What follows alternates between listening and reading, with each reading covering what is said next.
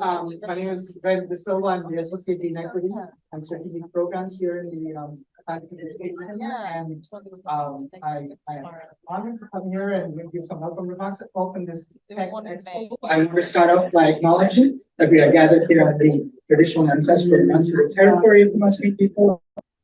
Fortunate to live, work, and learn on these Musqueam lands. And what a great opportunity to have a Tech Expo on Musqueam lands. So the technology enhanced classroom expo has been an annual program here in the Faculty of Education. And this year, I hear the theme is climate justice and sustainability. And so I feel honored to say a few words because those are important objectives of the faculty as well as for the university. So this is the 10th Faculty of Education Expo, so we have had it for 10 years. And I understand this is the first one with the new title for the unit that Natasha leads, which is the Learning, Design, and Digital Innovation. And also applause for the 10 years of Expo. Congratulations. Tech Expo showcases and celebrates innovative uses of technology in learning and teaching and learning, and it's a great space for us to see what we're doing in our different classrooms. I want to encourage you to look in the projects in the foyer, but also those tomorrow online. I was looking at some of the projects that caught my interest. I'll just name a few were the virtual reality simulation for medical students. I look forward to seeing that. Poetry and Place with the PhoneMe project that I'm familiar with. Learning about Indigenous Plants and Animals that I just learned about. And of course, the sonnet contest with the GPT 3.5 versus 4.5. Well, now that's going to be a duel I've got to check out. Just to say welcome and thank you for hosting this.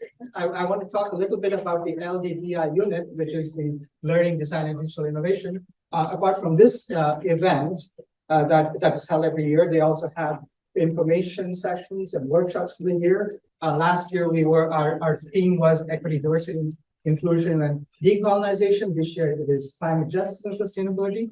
Amazing work that you do. Thank you for the work that you do. Also, welcome and enjoy the afternoon and also tomorrow. Thank you very much. Thank you, Reg. We're going to thank Reg because I know his time is precious. So as much as you can stay with us or not, thank you for welcoming us. This is a free event. It runs from 12 to 2. So please join the tables, check what's happening, talk to people. And there is a little bit of swags and candies on our welcome table there at the front. So just enjoy. Thank you. Thank you. All right, welcome to Tech Expo. This is our 10th year of Tech Expo. We're going to come and interview some of our lovely presenters today. Okay, so we're here with Lindsay Cunningham and Nashwa Khedr talking about all-class response technologies. Could you sort of describe the project a little bit, Lindsay? Yeah, so we're just modeling some ways of getting student voices and capturing student voices in the classroom. So we have 3 techniques that we're demoing here today. So a high-tech technique using Mentimeter, a low-tech technique using clickers, and a no-tech technique using Post-it notes. These all sounds really wonderful, and I'm familiar with Mentimeter, but I have never heard of clickers. So could you speak a little bit to that?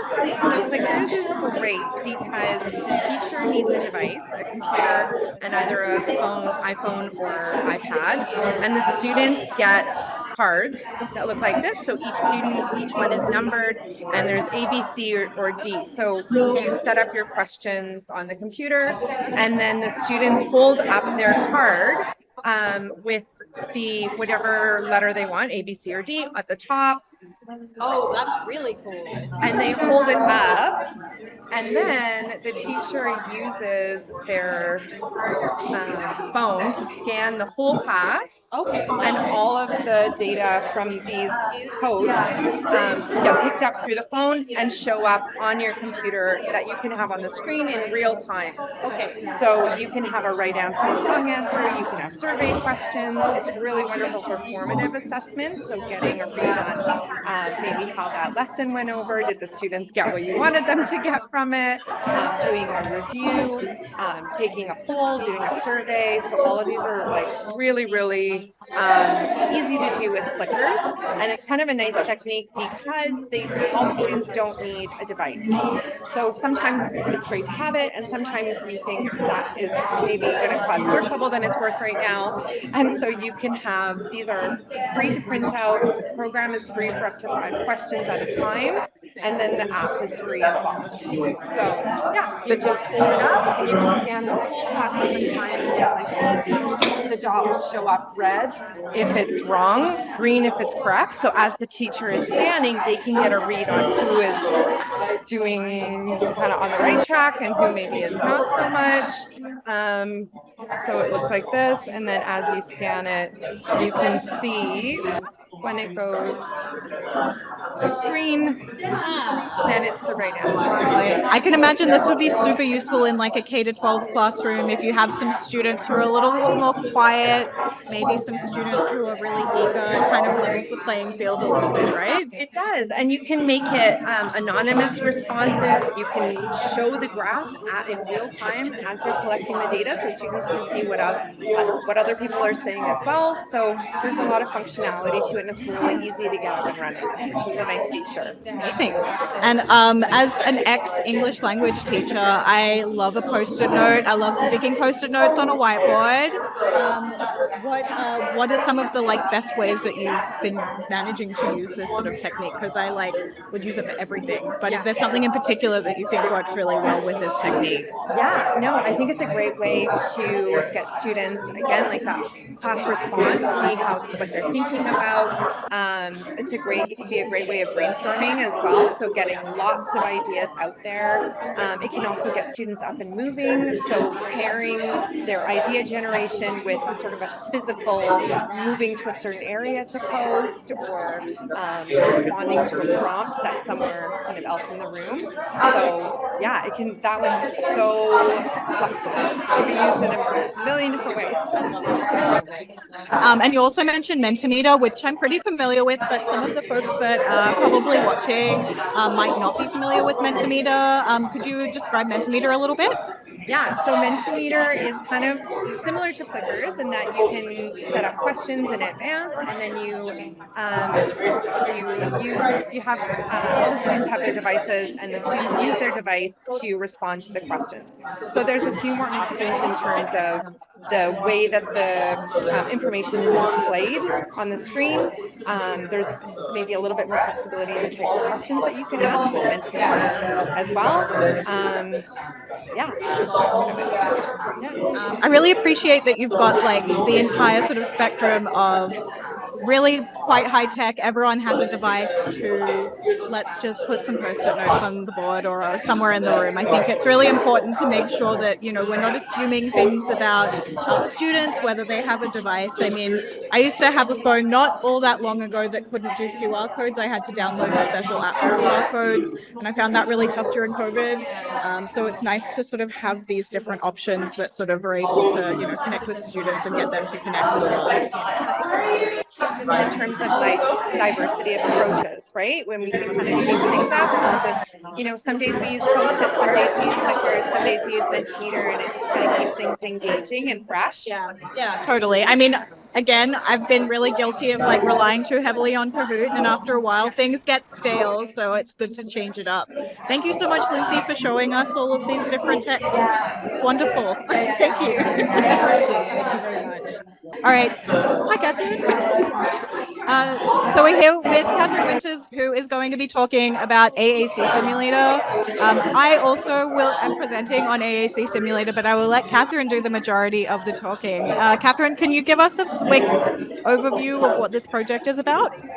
Sure. So this is a project that we use for EPSI 411. The assignment in the course is to make your own speech board, a communication board for teaching teacher candidates how to communicate with nonverbal learners. So the exercise initially was done on paper, which meant they had to get together, draw out a board, and two people would role play the speaking partner and the nonverbal learner. The original pitch was to have the meal of breakfast. So then, of course, the pandemic happened, technology changed, and we thought, what if you could do this online?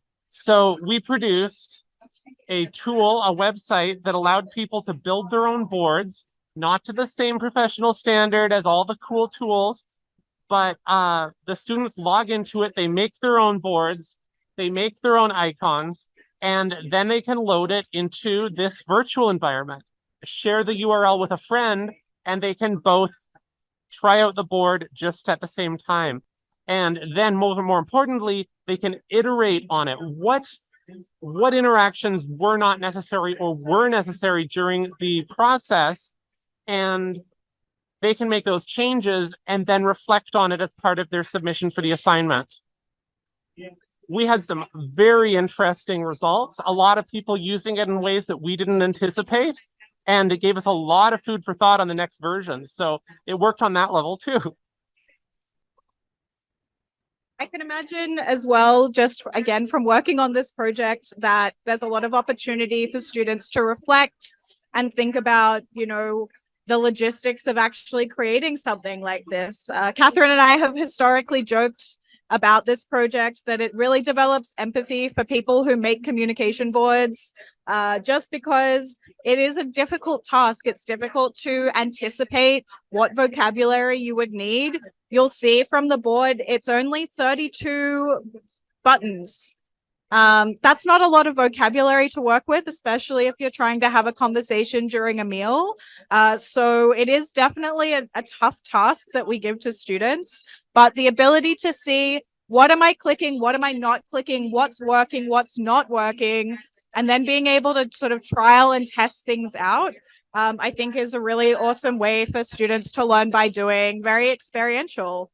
Catherine, I know that you're currently working on some developments for the AAC simulator. Would you like to talk a little bit to what things are sort of in motion for it? Sure, I can do that. Basically, the big ones are quality of life things for these, making it easier, making it faster, making it more responsive, making analytics. So it's all well and good to see a list of all the buttons that you clicked, but if you don't actually want to look at a list, you just want to look at which buttons you clicked, maybe there's a way to integrate that with Excel, and it turns out there is. Graphs, heat maps, all these things. And then the most important one is, how do we get this used in other classrooms? So that's where we're headed right now. Well, Catherine, this is all very exciting stuff. And it is a joy to speak to you as always about this really cool project. So thank you so much. All right, let's move on.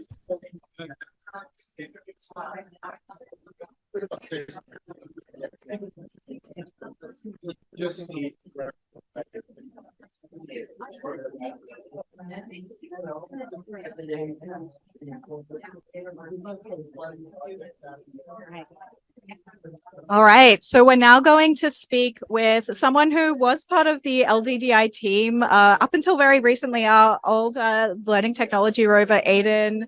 And Aidan is going to be speaking about ChatGPT. Aidan, I'm so amazed by the work that you've done on this, but could you sort of describe your project a little bit?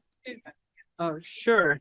So in this project, I compared GPT 3.5, that's the free version of ChatGPT, with the GPT-4 $20 per month subscription.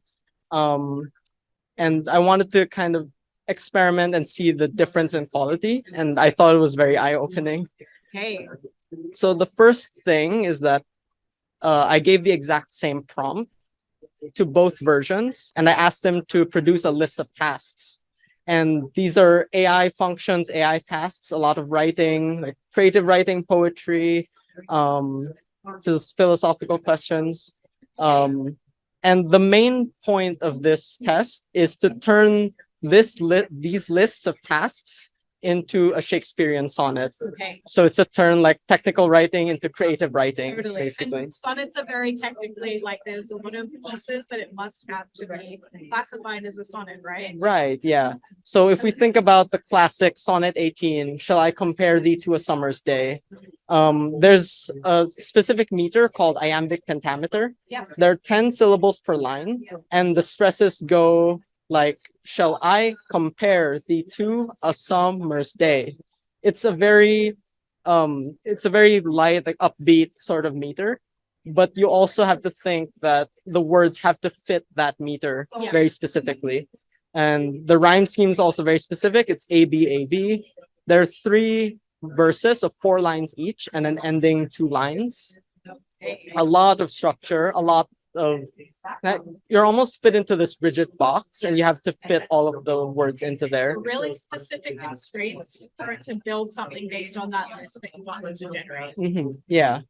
And the second part of the second restriction is that if they listed, for example, creative writing in the task list, they can't use the words creative or writing. Okay, So wow, that's really tough. Yeah. So it's kind of to encourage the AIs to think outside the box and kind of encourage that free creative expression to reimagine the tasks in maybe more artistic way. Okay. So this one was 3.5's output. All Big old poem. yeah. Maybe a little bigger than the other ones that you showed earlier. Oh yeah. Oh yeah. So then instead of 14 lines, this is actually 14 stanzas. Oh wow. Okay. It's too long to actually fit in here. And what's more interesting is that each of the tasks, you'll see here, for example, from creative realms, the first task takes flight. And that means that it took the first task of the list, creative writing, and just said, here's creative writing, here's a stanza for it. And it definitely used the word creative, which Yeah. is one of the things you told it not to do. Yes, for sure. And this goes on again it had 10 tasks in the list. It had 10 stanzas, one for each task. Okay, okay. It's very rigid, very literal with its interpretation. And then I thought back to the prompt and I thought maybe there are too many moving parts. Maybe this is too complicated. Yeah. What should I expect from GPT-4, right? Oh god. Yeah. So perfect, essentially. Yeah, essentially. It followed the meter perfectly. 10 syllables per line with the correct heartbeat kind of rhythm. Wow. And the rhyme scheme is perfect and all that. What's more interesting is that each task, it has 1 line for each task, but each of them had a very creative interpretation, like a reimagining in imagery and metaphor. So, for example, the quill doth dance, embracing bold intrigue. Wow. It's kind of beautiful. Yeah. It's terrifying. Yeah. Yeah. Yeah. And this really goes to show like how much better GPT-4 is. That's not to really endorse the subscription, but it really comes into question of those who can afford it, those who can't, Oh, absolutely. how we should be designing our assignments as well. Yeah. If this is what you could produce, just for free, not for free, but like you just produce it in a few seconds, and that bypasses a lot of the learning process, the creative process to develop those skills. Yeah. I can imagine too, because you were mentioning the price point, like just the massive change in the quality of the product that's produced. Having that $20 a month subscription makes a really big difference to what you can make, right? I can see this being a pretty big equity issue. Not, and AI is such a hot topic in education at the moment. This is a really, really interesting experiment and only a little bit terrifying. But really like a really great illustration of what ChatGPT can do, but the real like power imbalance that sort of presents as well. Thank you so much. This is so interesting. Cool. Thanks, Aidan. Okay, we're going to move over to our next presenters. we have the lovely Dr. Sofia.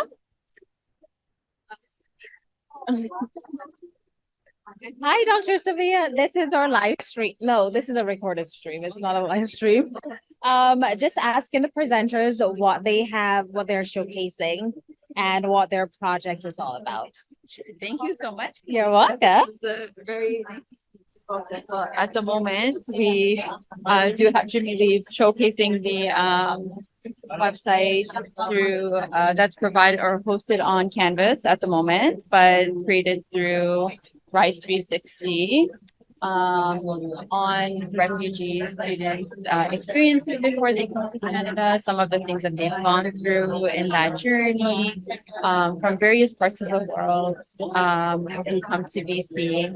And to help, this whole resource is to help teachers be better informed and have some insights into some of the psychosocial challenges that students might be having, and then also how to address those psychosocial challenges by using a strength-based approach, specifically looking at what are the mechanisms that they already have to be excellent students and contributing members to our society. And it has a bank of resources for teachers, including novels, video games,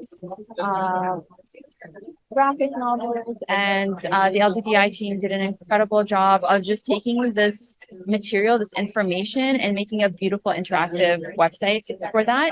And teachers can use this for themselves or even to help welcome newcomers to their classrooms if they wish to do that. So they've done an excellent job. I am totally indebted and feel very, very happy to be able to have worked with you all. And what has the feedback been like so far? So we have workshopped the manual with a few different schools, and I've also been able to expose it to leadership in the Lower Mainland. So there are principals and vice principals who have access to this, who do specific work in EDI, and the feedback has been phenomenal. It's been very much welcomed. Everyone has mentioned that there is a need for this kind of resource. So the feedback has been really, really great, and we are continuing to collect feedback to see what else we can do to improve some of the smaller issues. For example, increasing the number of country cases that we have, because right now we have Ukraine, Afghanistan, and Syria. We will shortly have Eritrea and Venezuela, which are other communities of people who are coming to BC. And I think teachers will find that beneficial to have a little bit of information about what are the conflicts in those areas to help students who are coming in, especially to the rural areas in BC. Right. And so in terms of the research and why is it that you got started with this project in the first place? Oh, okay. So there's a PERCAR endowment grant that was provided for knowledge mobilization on a mental health issue that's related to children. And so for this particular project, as you might know, people who come from war zones might be really struggling with psychosocial issues. And we often think of them as already being traumatized. But the truth is, they also have a great deal of resiliency, and they have a lot of coping mechanisms that can be very beneficial for teachers to know and to tap into when they are helping them with their educational needs, and whether their family needs or other needs that they have, generally speaking. So my hope as a teacher and as an educator is to better support teachers to help meet the needs of their students. And I thought this would be a wonderful way of doing that, specifically through better understanding of the refugees' circumstance, experiences, and backgrounds.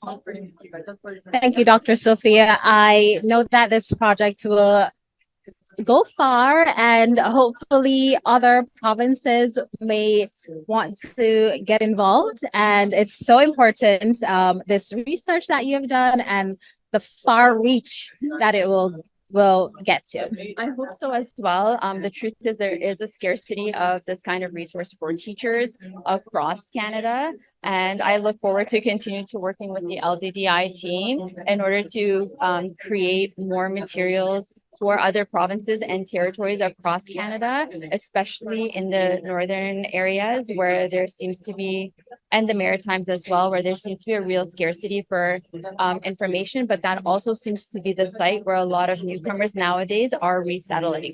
So I look forward to working with the team again to create more resources for our teachers.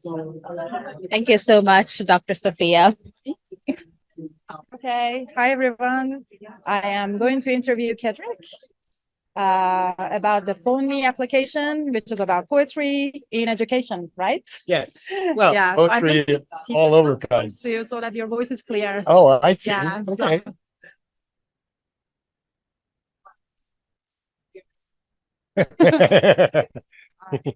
Sorry. It's good? Okay, yeah. What would you like to know? What is PhoneMe application about? You said that you use it in the schools, like We use it in educators? schools, but we use it all over the place. It's basically social media for spoken word place-based poetry. It kind of democratizes the world of literary production and gives people access to poetry that's relevant and meaningful to them. So it's also a way to bring younger people into this whole literary, wonderful world of poetry and give them a place that they can post their own poems. They can think about what matters to them. It resists some of the tendencies of most social media out there, which are to create ephemeral and often highly opinionated and polarizing points of view. This allows more reflective, contemplative engagement with why places are meaningful to people so that they can share that. And then it's posted on a global map. When they share it, they have both the text version of the poem and themselves recorded reading their work, so that adds this other closer relationality to the poet. And they can either upload a scenic photo or use a Google Street View of the location they're talking about. So when somebody encounters it, they get all these different modalities. They get the visual of the place, they get the hearing the poet reading, and they can read the poem themselves. It allows them to sort of inhabit a place-based consciousness through a literary aesthetic lens and really engage with other people about what makes places meaningful for them. So that's kind of its goal. And we do a lot of this with students in schools. We do a lot of workshops in writers' workshops. So we've been all over the place. We've been researching various people's use of it. Both here and in Ontario and internationally. So there's right now about 650 poems that are posted on it all over the world. And it's a fun way to allow communities to speak from their own positions and represent their own realities. Yeah. So like it's a tool of self-expression. Yeah. Like for students or people to just like verbalize their connection with land. Absolutely. What a wonderful way to say it. It's a tool for self-expression for people to verbalize and visualize their connection to places and why those places matter. And you said that like there are 3 platforms people can. Right. So you can download the app through the Google Store or app or the Mac Apple Store. So either way, you can get a mobile version of the app. We've now developed a web app, which is at PhoneMe, which is like phoneme.vercel.app/explorer, and you will find the whole web-based version of the app. So we've done this to make it more accessible and usable for teachers in classrooms. Yeah. One question I have is, do teachers use this to assess something? Like Absolutely. It has been used for class projects, both within the so it's been used in a number of different curricular areas. Obviously, it's most applicable immediately to things like social studies and English language arts, but it's also being used by various groups who are doing language learning. One of the interesting aspects is you can encounter all these poems, you can listen to people read them, so it helps you to get familiar with English, but it's also an app that hosts poems in many different languages. So it's intentionally multilingual because we want to bring people to the connection between place and the language spoken of that place and the ability to hear it, almost like traveling, like getting a poet's eye view on the world. Yeah, that's interesting. That explore function, like that we can explore just different neighborhoods and then click, I don't know, on one of those buttons on the map and just read a poem. For example, written by someone in East Vancouver, I don't know, in our own neighborhood, or probably their countries, right? Their lands and. Absolutely.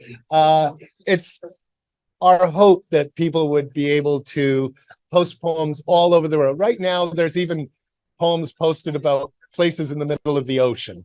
So there's lots of different ways that we can share what matters about spaces on the earth, you know. Thank you. I really love this application because it facilitates self-expression. I think that's very important. Yeah. It's so important. And connection to the land. Yeah. Hello, Andrea. Yeah, we can also connect it to relationality in Indigenous peoples, how important that is. So I would add, just last point, we have done a whole project with PhoneMe with the Lytton First Nation and Klakakma speaking Indigenous people who are living in Lytton. What's important about that is that Lytton has become almost like the poster child of climate change. It has suffered repeated, every year it's suffering more and more natural disasters. Forest fires, fires that burned up the whole town, then flooding that wiped out the transportation systems in and out. And so we've gone there and shared PhoneMe with them. They've used it as a culture and language course, so that get the students writing poems about places that are historically and traditionally important to them.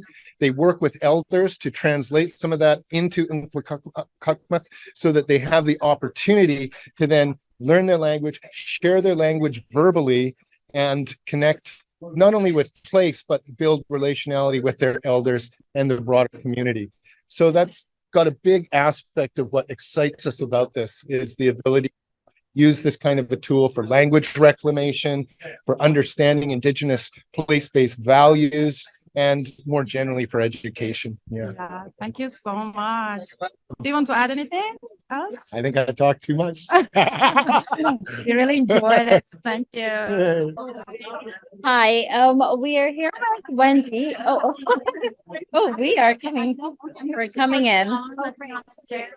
Hi. So your project is whose name? Whose name is this? Could you tell us a little bit more about your project? Sure. Oh, do you want me to hang on to this? Or yeah, okay. Hi, so today we've got a display called Whose Name Is This? Whose Names Are These? And we're featuring a variety of resources and strategies around plant identification and how you can use that in your classroom. So we're featuring things like, there's an app called Seek, which is free, and it allows you to take a camera and identify a plant. So I'll do that with our the little tower garden here. So I can take a photo and I can get a little bit close here. And you can see at the top, it's identified that as garden parsley, which it in fact is. And then we've got one here. Are you going to recognize me? Lavender. So apps like Seek allow you to identify in English languages local plants, which can be really helpful if you're taking your class out for a nature walk or something. But you might consider augmenting the use of those kinds of apps with a local resource such as the Pacific Northwest Plant Knowledge Cards. Now these you can borrow from the library, and they are plant identification cards. And the nice thing about these resources, is that in addition to the English and Latin names, you'll get information about Indigenous names for these plants, as well as some other uses. So this plant, for example, is called a thimbleberry in English, but we've also got a Hokominum name for that, as well as a couple of other Indigenous languages, which is really cool. We've got a description of what the thimbleberry is, how it grows, how you might harvest it, whether it's edible, whether it's medicine, whatever. So it allows you to have a more a local and Indigenous connection to plants around you. And so, for example, we've also got a handbook that does something very similar. Thank you.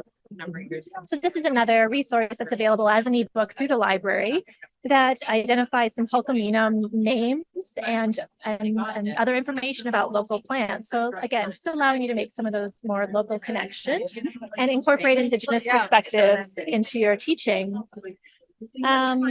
Yeah, so we've got an activity set out here. You make with the cards, you could engage in a sorting activity with your class, with your students. And I've got an example here. So which of these plants are flowers? Which of them are medicine? Which are both? So just a fun and engaging way to engage with the outdoors with your students. Yeah, and so we've got a number of different resources available, and we've got some QR codes that link to blog posts that flesh out everything a little bit more. So yeah, if you have any questions, I'd be happy to answer them. Yes, absolutely. So I envision this in a not even K to 12, but in a K to 12 kind of classroom. Do you see this being used in higher education? Oh, absolutely. Yeah. I mean, I think, yeah, absolutely. And you could also even use it just for interest. I mean, if you want getting to know the UBC campus, grab the cards, take it with you, see what you can learn about your local environment. But yeah, lots of applications, I would think. And for example, I don't, do you have mushrooms here? Because we don't go mushroom picking per se, but we as in my partner and I, we're very interested in like mushrooms. So we see the mushrooms when we go for a walk and we're like, is this edible? We haven't picked any as yet because I feel we would need to join a community to really understand. But is that involved in could I use a Seek app, for example, to take a photo of a mushroom? Do you think? That's perhaps a really good question. Yeah. Yvonne, sorry to interrupt. Do you know if the iSeek works with mushroom identification? The Seek app? I believe it does have some mushrooms as part of the database. I wouldn't personally trust it for identifying mushrooms in order to eat them. Right. In fact, as a naturalist, I would probably advise that unless you're an absolute expert on mushrooms, identifying for fun and trying to figure it out is one thing. But actually eating is something else. Yeah.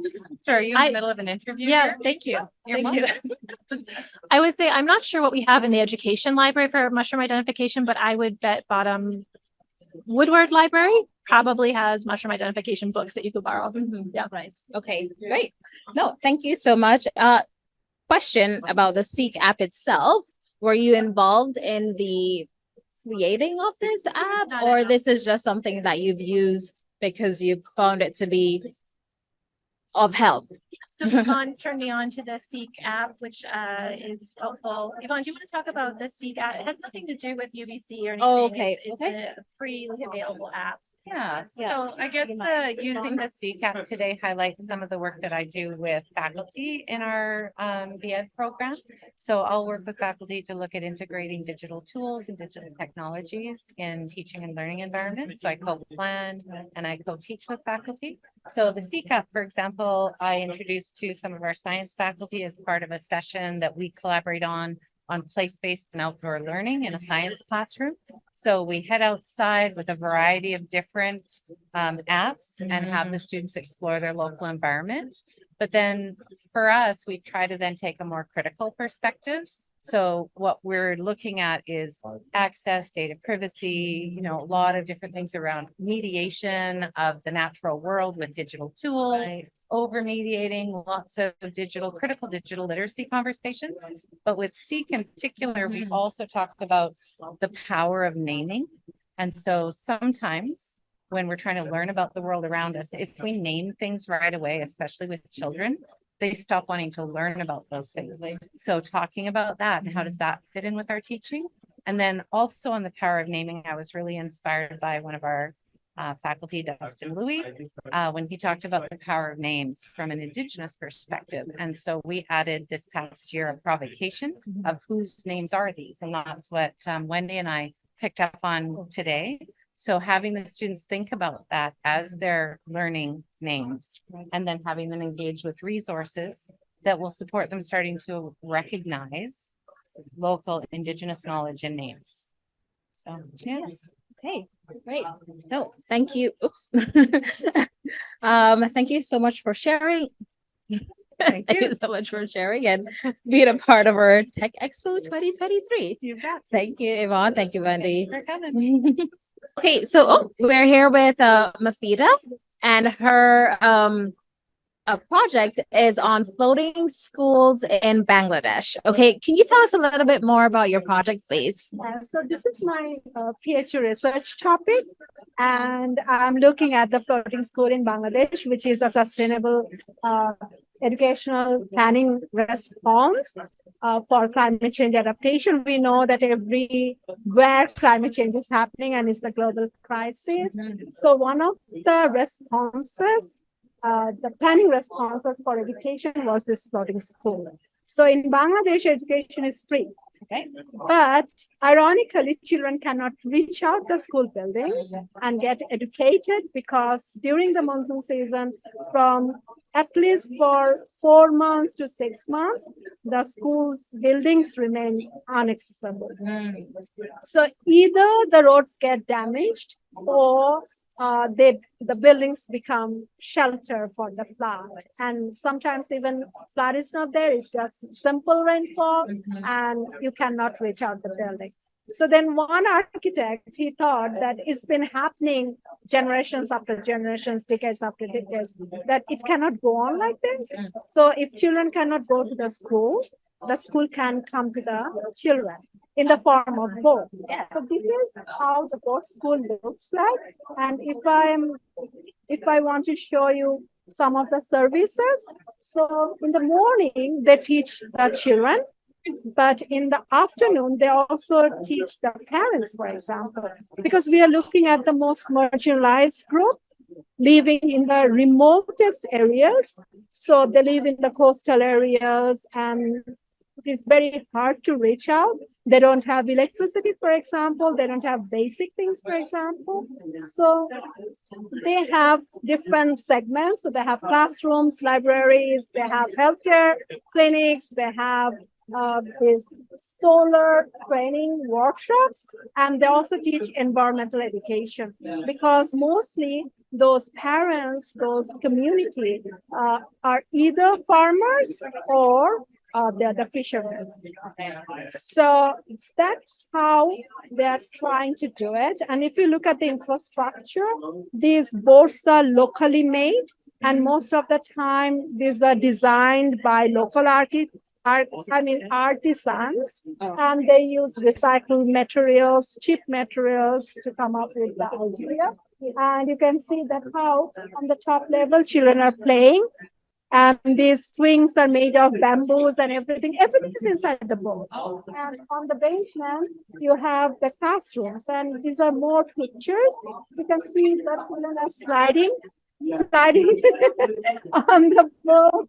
And they have the classrooms, they have the computer labs, there is the library.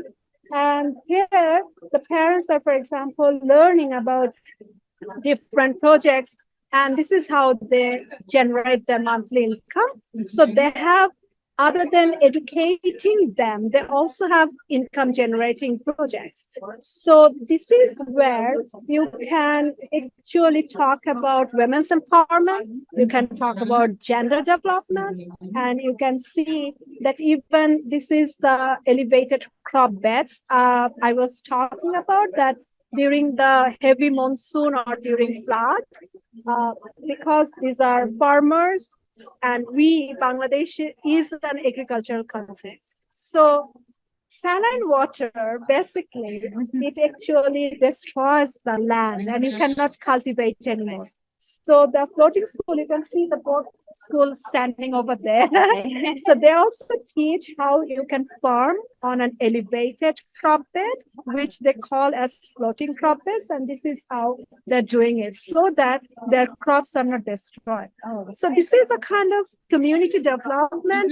And also, if you look at the structure of the boat, these are all solar powered church. So because we don't have electricity over there, so that's why most of the time they also have solar lantern which they provide to the students as a form of scholarship.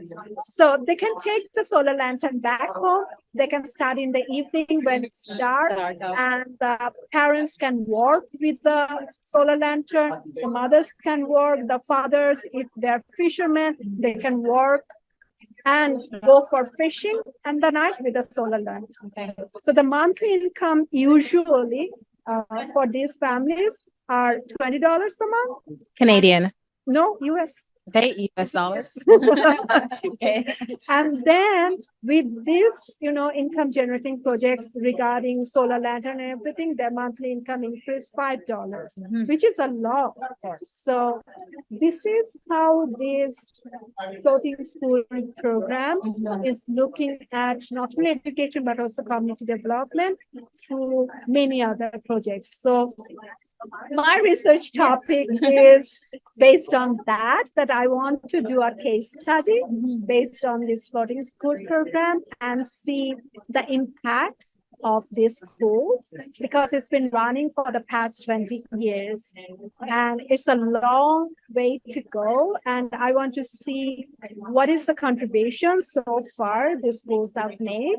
I mean, I became interested because I realized that when I was looking at the data, I found limited literature and the data was not that much updated and consistent. So many of my questions, I could not find those answers. And I was thinking that maybe it's a good idea to see the overall impact and assess the contribution it has made. And another thing that I'm interested in, it might be a local project, but because climate change is happening globally, I mean, any other country can learn and adapt or replicate. Currently, there are 8 countries which are actually looking and testing this innovative development strategy. For example, countries like Cambodia, Pakistan, India, Zambia, Philippines, Vietnam, they are all doing it. So it has got many hours. The last, I mean, including Bill Gates and Melinda Gates Foundation, the Vice Foundation, UNESCO, you name it, you have it. It's almost like that. And surprisingly, my research with the first doctoral research of this. Oh, that's interesting. Yeah, that's amazing.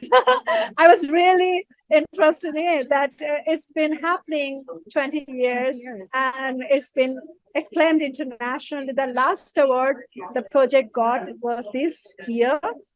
It got World's Children Award, So this is a mini Nobel Prize. And this project won that award this year. So I was like, it has got so much, but when I look at the literature, why there is not that much information. So that's why I became interested in. And also I thought that regarding the climate justice context, I want to put it within that context because globally, as far as carbon emission is concerned, Bangladesh is producing almost 0.56%, whereas Bangladesh is ranked as 7th most vulnerable countries in the world.